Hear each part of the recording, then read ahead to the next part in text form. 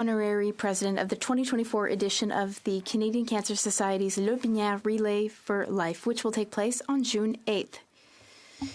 This relay is a symbol of perseverance and a message of hope for people affected by cancer. Since 1999, participants of all ages have been taking turns walking along a trail or a path. This event will take place at Parc Terry Fox in Saint-Apollinaire from 7 p.m. to 7 a.m. the following day.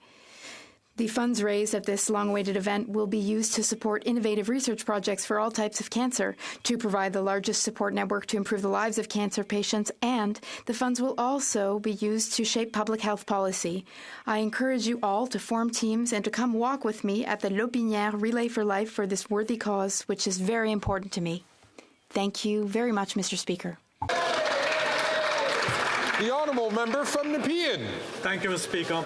The month of April marks Sikh Heritage Month is an opportunity for us to reflect on, celebrate, and educate future generations about the important role that the Sikh Canadians have played and continue to play in communities across the country.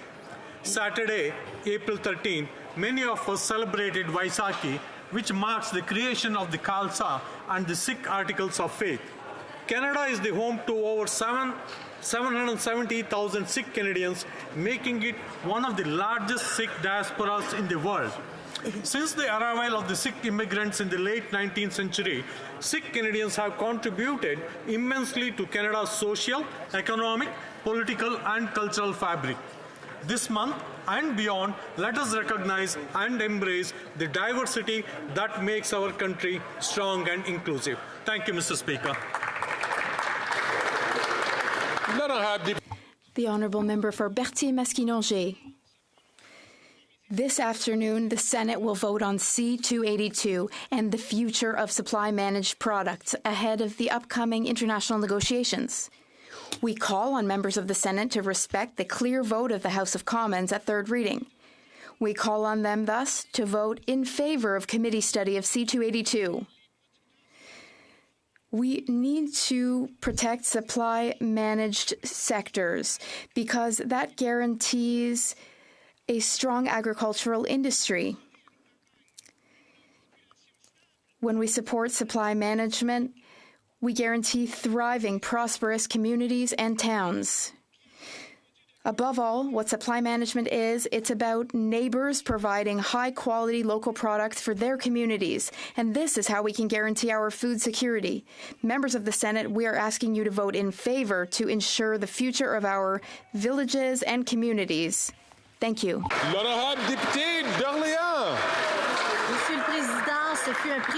Mr. Speaker, it was a privilege to welcome French Prime Minister Gabriel Attal to Canada last week. This was his first foreign visit outside of the European Union. In my capacity as president of the Canada-France Interparliamentary Association, I also met my French counterparts, Christopher Weisberg, president of the France-Canada Interparliamentary Association, and Senator Yann Chantel, president of the France-Canada Interparliamentary Friendship Group in the Senate. Canada and France have a long shared history and a deep friendship. We celebrated that history and friendship when we gathered at the Monument Amicitia France-Canada at the Beechwood National Cemetery on April 11th. Canada and France remain strong partners who share many priorities, such as climate change, the Francophonie, innovation, and countless other priorities. I would like to thank the entire French delegation for this wonderful and productive visit. Thank you. The Honourable Member from Kelowna Lake Country.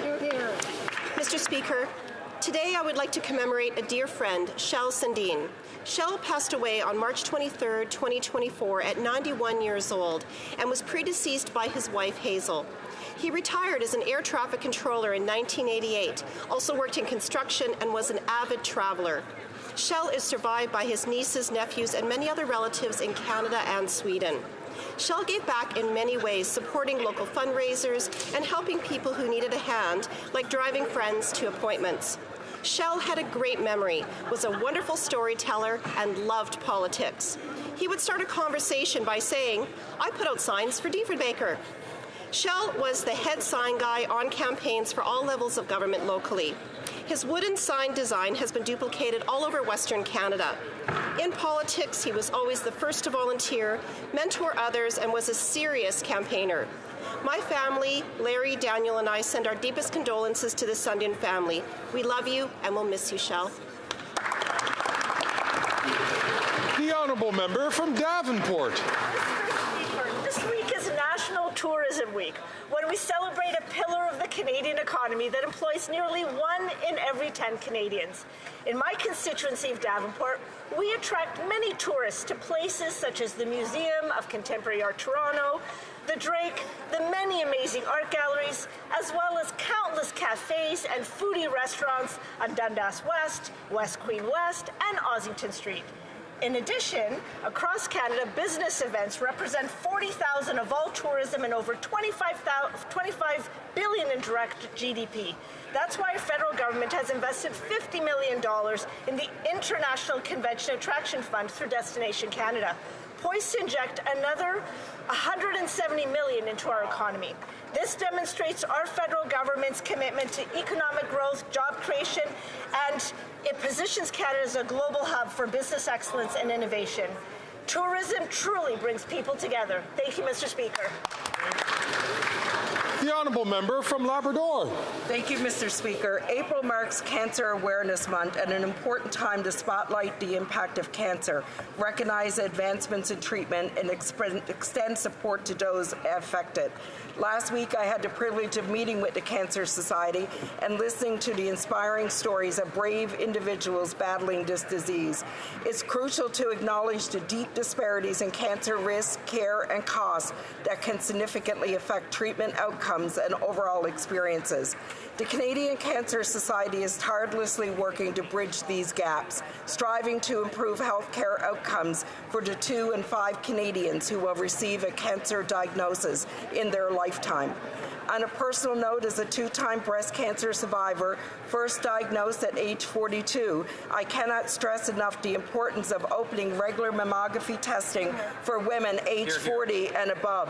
It should be available to all Canadians. It's a simple step that can save lives of your own or those you love. So let's all unite in the fight against cancer, raise awareness, and advocate for better health. The honourable member from Carlton Trail, Eagle Creek. Yesterday, the Procurement Ombuds published his damning report of this government's cozy relationship with McKinsey. McKinsey was led by Dominic Barton, a close advisor and personal friend of the Prime Minister. Barton and McKinsey were responsible for turbocharging opioid sales, fueling the opioid crisis we face today. The Ombuds found that the Liberal government changed the requirements for contracts to allow McKinsey to qualify. In one instance, they even disqualified the winning bid to ensure McKinsey got the contract. Then they switched to sole source contracts, giving McKinsey tens of millions of dollars without any justification. We've also learned that a minister personally approved one of these sole source contracts worth $5.7 million. No wonder the NDP Liberal coalition blocked Conservatives from getting the unredacted documents they asked for. This cover-up must end. Conservatives deserve answers. Yeah. Right. The honourable member from Windsor-Tecumseh. Mr. Speaker, a year after we landed in Canada, my father was still looking for work. He hopped on a bus from Scarborough to Windsor for a job interview at a manufacturing plant. The interview went late. He missed the bus back to Toronto. It was dark and he was hungry. He didn't know anyone in Windsor. So he looked up the address of the Ursuline Sisters near Holy Trinity Catholic Parish and walked the 5 kilometers. Sister Małgorzata Górska opened the door, invited my dad into the warmth, and brought out supper. Sister Małgorzata knows the story of immigrants, having arrived in Canada in 1965 to open the first Ursuline convent in North America. It is the way of the Ursulines to live in service and kindness. I want to take this opportunity to wish Sister Małgorzata a happy 104th birthday and to say thank you for helping my dad that night, for getting him on a bus back to Scarborough. The next day, the phone rang and he got the job, and Windsor became home.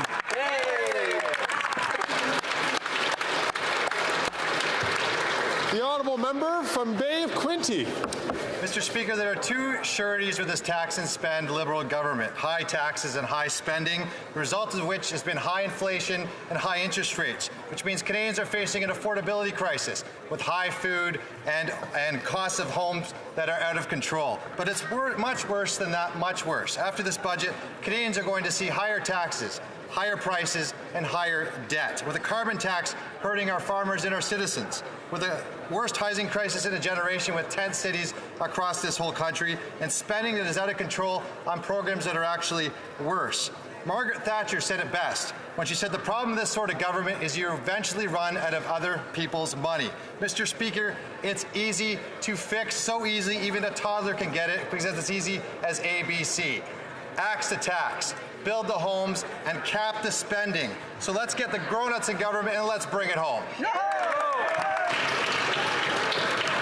The honourable member from Flamborough-Glanbrook. Mr. Speaker, knocking on doors throughout the Hamilton area over the past 2 weekends, the message from Canadians is very clear. Life is unaffordable, mortgage payments and rents are through the roof, and an entire generation has given up on home ownership. Today is the day that this NDP Liberal government can actually listen to Canadians and help alleviate their very real worries.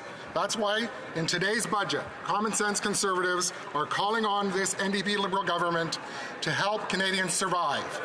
Stop doubling the housing costs. Stop taxing our farmers and food. Stop the inflationary deficits that are driving up interest rates. Stop endangering our social programs and jobs with more and more debt. This Prime Minister is not worth the cost. So today, will he please just stop?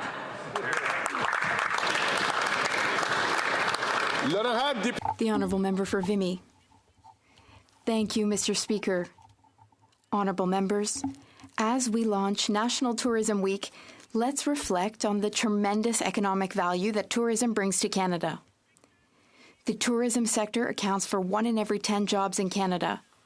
4 in every 10 jobs in tourism are in rural areas. Also, Canada's tourism sector supports 623,000 jobs and 232,000 businesses. The best is yet to come. Just this year, we launched the Ministerial Tourism Council, announced the International Convention Attraction Fund, estimated to attract $170 million to Canada's economy, and unveiled the Indigenous Tourism Fund, the largest investment in Indigenous tourism in the country's history. Célébrons le potentiel. Let's celebrate the potential and resilience of Canada's tourism businesses, especially as they continue to rise to new heights. The honourable member from Vancouver East. As of March 23, 2024, the Safeguarding National Security Bill in Hong Kong has passed, escalating arbitrary arrests, detentions, and imprisonment for Hong Kongers who protested the implementation of the national security law in 2020. The Liberals say they stand with Hong Kong, yet IRCC's processing time for the Hong Kong Light Bill scheme went from 6 months to 21. Hong Kong Link reports that over 8,000 applications are stuck, and while people wait, their work permit and study permits are expiring. They have lost jobs, healthcare coverage, and access to education for their children. Priority processing of these applications need to continue. To help cut the red tape and expedite processing, I'm calling on the government to automatically renew temporary permits of PR applicants from Hong Kong and to eliminate duplication for criminal record checks. Canada must prevent human rights defenders and pro-democracy activists seeking safety from being forced to return to Hong Kong. Hear, hear.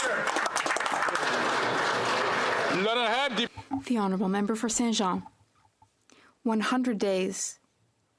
Some 500 employees at military bases across Canada have been on strike for almost 100 days.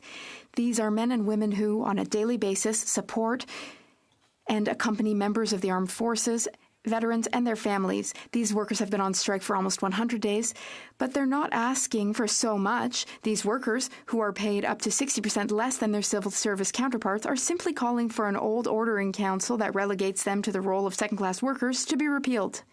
They perform the same day-to-day tasks as civil servants, and all they want is for that to be recognized. The government has just announced an update of its defense policy, which focuses on recruitment and retention challenges in the armed forces. So the timing could not be better to finally support those who support the forces on a daily basis. Minister, it is time to repeal the 1982 Order in Council. Non-public funds workers deserve this respect, and the Bloc Québécois stands with them. The honourable member from Bow River. Today, the NDP Liberal government will table another inflammatory budget that will be inflationary, that will punish working Canadians by increasing taxes and drive the cost of living even higher. Exemplary community leaders like Jackie Murray, who was a proud Canadian and knew the importance of being a responsible steward of the tax dollar, would write me consistently to axe the carbon tax, restore the Canadian principles, and defend our nation's interests. So today, the common sense Conservatives have three ideas that we need to do. Instead of hiking the carbon tax again, they should axe the carbon tax. That's right. So farmers and food can be done by passing Bill C-234 in its original form. Instead of announcing more failed programs, they should build homes, not bureaucracy. Get the shovels in the ground and get the structures in the air. Canadians had enough. Stop the hurt until the Conservatives can fix the Liberals' NDP costly calamity.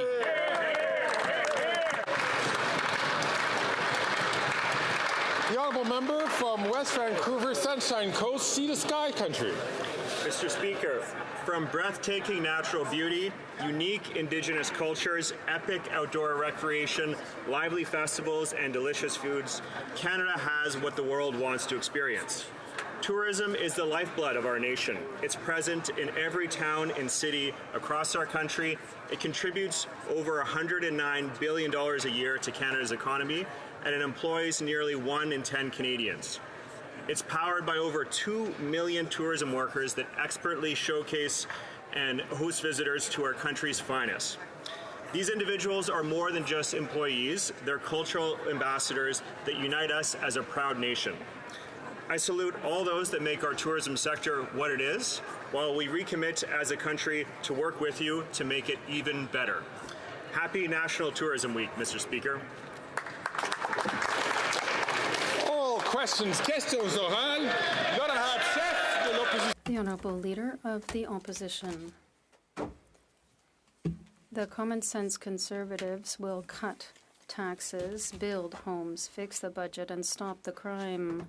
However, this Prime Minister is not worth the cost. After 8 years, he spent huge sums of money with huge deficits and tax increases, and thought that somebody else would pay. But he's not this millionaire prime minister or his friends who will pay. It's always the welders, single mothers, seniors who will have to deal with the increased cost of groceries and the doubling in the cost of housing.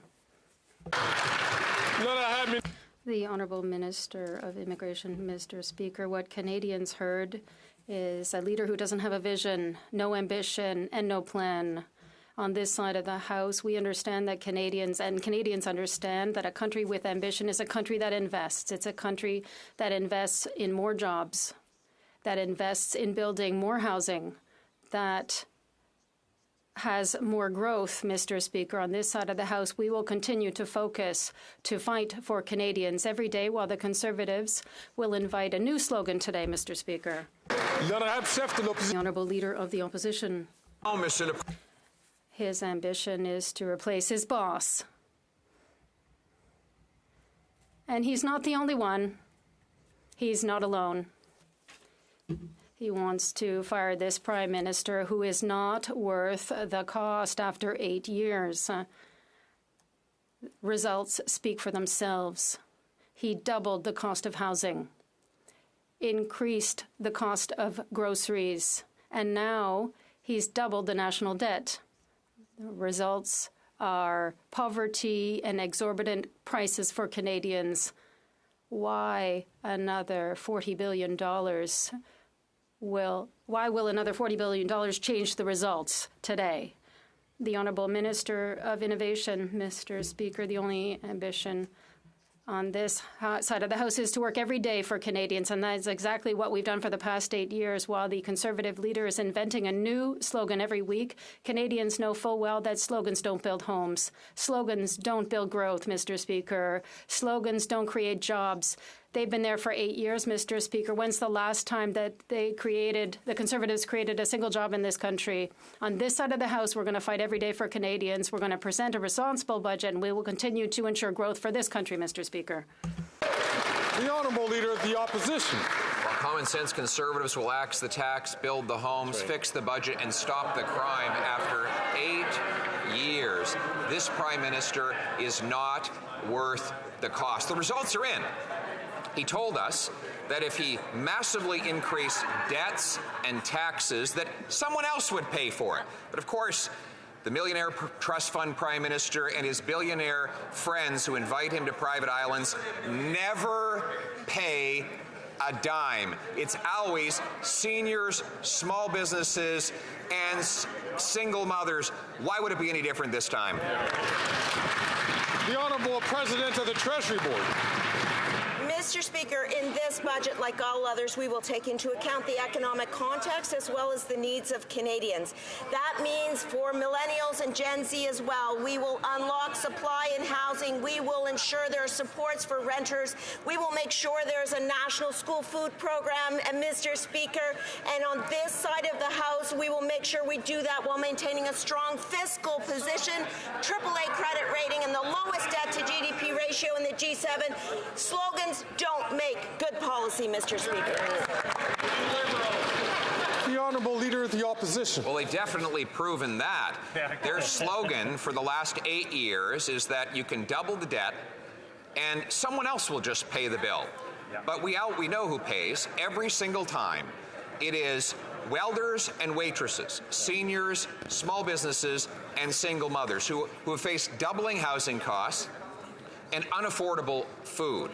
And now their solution is to do more of the same, to pour on billions of dollars more of inflationary spending that will drive up interest rates, inflations, and taxes. Why would we expect it to be any different this time?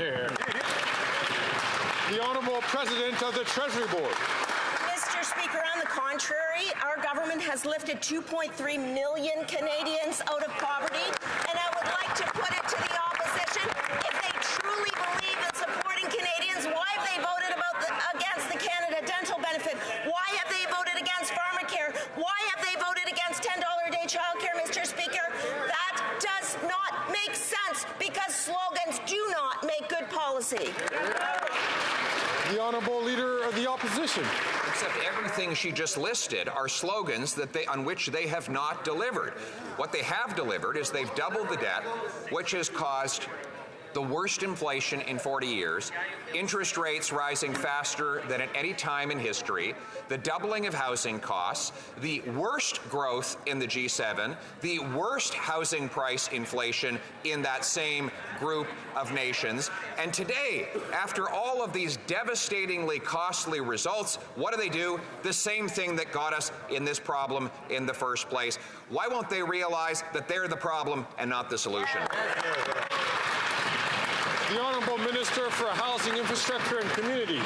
Mr. Speaker, the Leader of the Opposition has been masquerading across the country as a working-class hero, but it's fascinating when you actually listen to what he thinks people do for a living. In a couple of recent speeches, he said he thinks electricians capture electricity from the sky and that welders weld with their bare hands. What's he going to tell me next? The fishermen in my community dive beneath the ocean and catch them with their bare teeth? Mr. Speaker, I can forgive the opposition leader for being a career politician who's been on the public dime for a couple of decades, but if he wants to represent the interests of the working class, he should talk to a person who has a real job.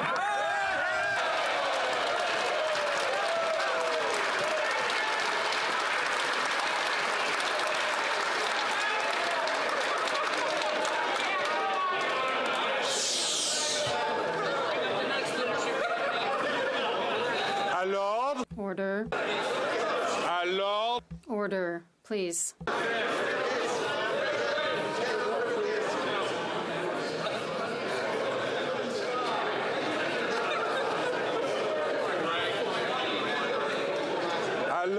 Order, please.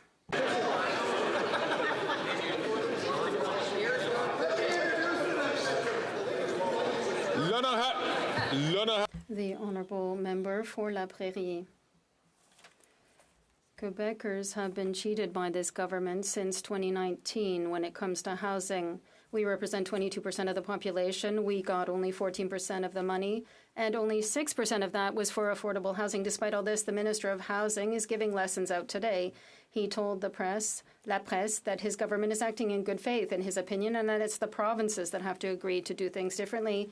It's the federal government that has to do things differently. It must stop fleecing Quebecers. Will it pay our fair share of housing funds immediately instead of giving out lessons?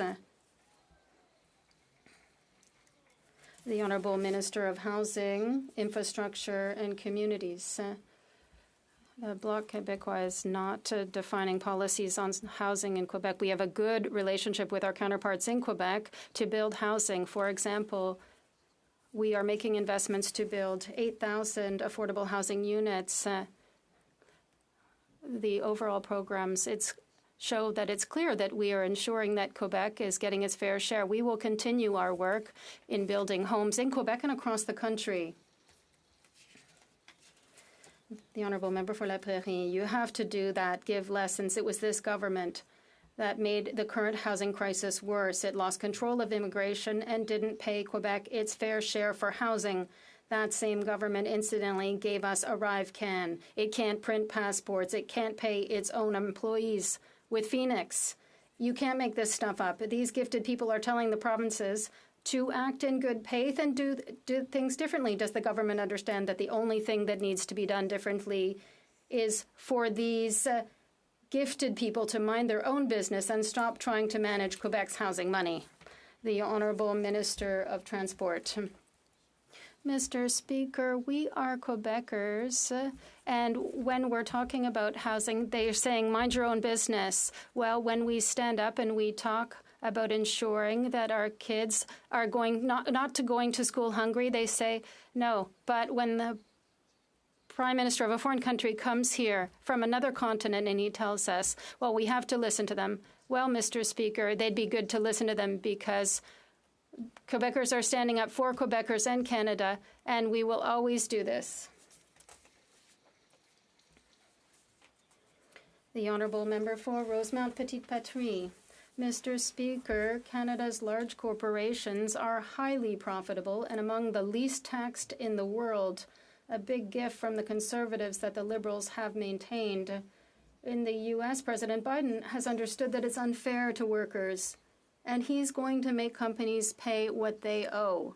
Here, the Liberals are hesitating, treading water, beating around the bush, and we fear they won't have the courage to do the right thing. Mr. Speaker, I beg you, tell me, am I wrong? The Honourable Minister of Innovation. Mr. Speaker, he is wrong. That's the simple answer, Mr. Speaker. There's some